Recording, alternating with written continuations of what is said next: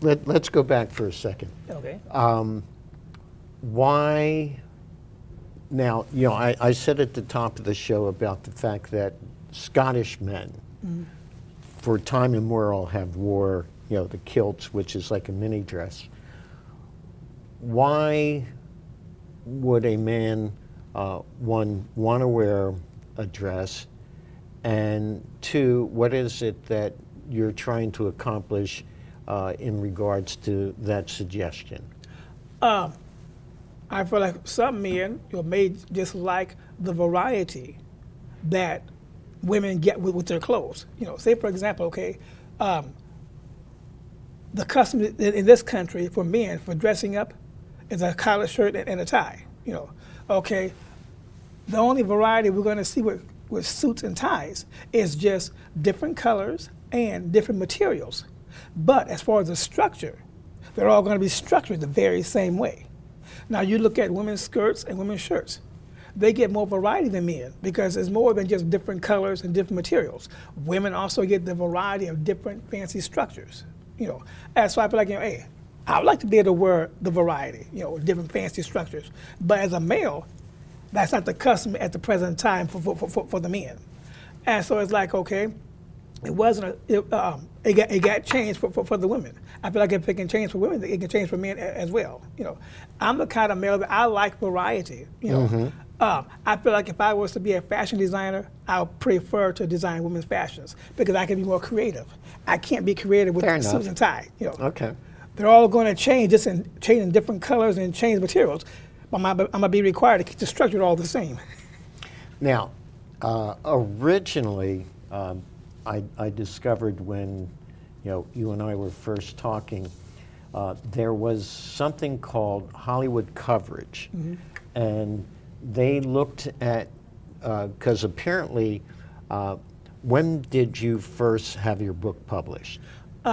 It was first published in 2010. What had happened when I finished the manuscript? I gave it to a self-publisher. What is a sub-publisher? Just so our audience knows. It's a publishing company that you pay fees for the publishing and the marketing. But you're not going to get your book marketed on TV like I am right now. So after a few years, I started getting phone calls from literary agents. And I told them, I said, well, I gave my book to a sub-publisher. They said, for what your goal is, you're not going to get that far with a sub-publisher. You have to go through either a traditional publisher or literary agent. So I paid a fee to have the book endorsed from a sub-publisher to a literary agent.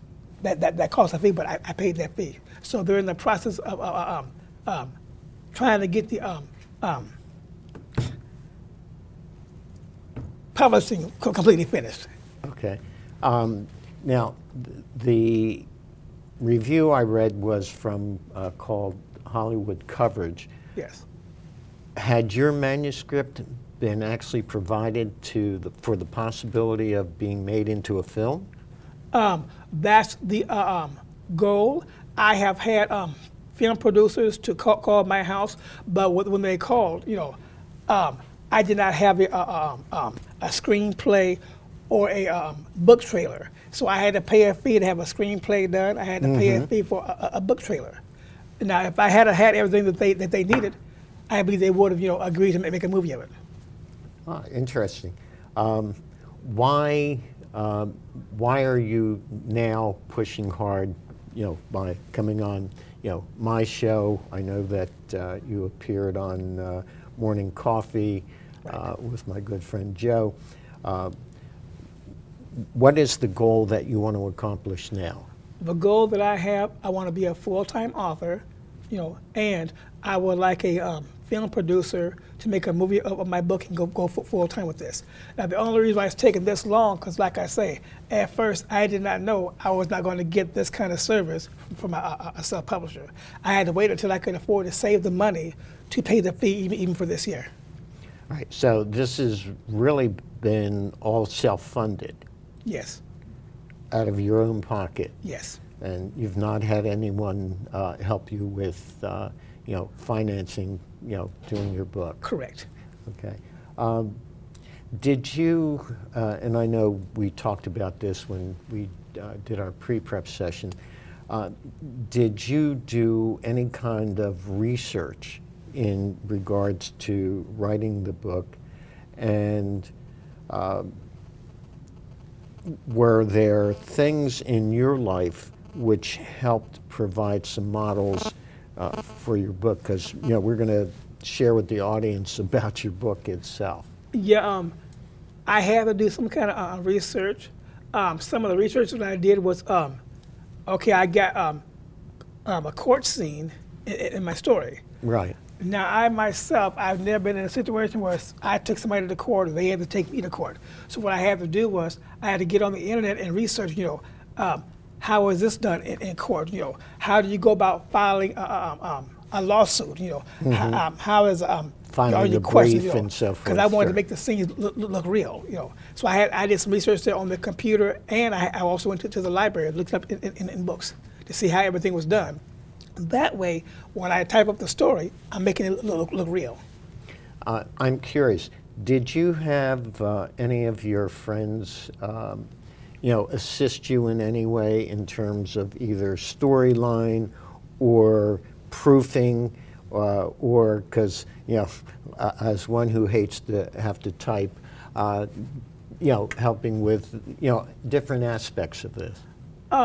Actually, I physically did it all myself. I bought myself a typewriter before I got my home computer. I bought myself a typewriter, and the way I did it, like I said, I wrote down what scenes I wanted, and then when I started typing up right after the scenes, I first will write down what's going on in the story. Sure. In my mind, I'm picturing what my characters are doing, how they're doing it, what they're saying, and how they're saying. I'm picturing all that in my mind, and as I picture it, I handwrite it on paper. Then after I handwrite it on paper, then I type it to the computer. That's how I did it. Would you believe we've just been notified we ran out of the half hour?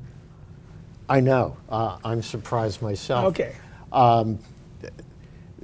I guess in order to find out about the book itself and the material, which I've read excerpts of, you'll need to get a copy of Marcus's book, which is Two Women Are Opposite Sex, because we need to learn tolerance. And I think that's one of the major themes of your book is about tolerance. Yes.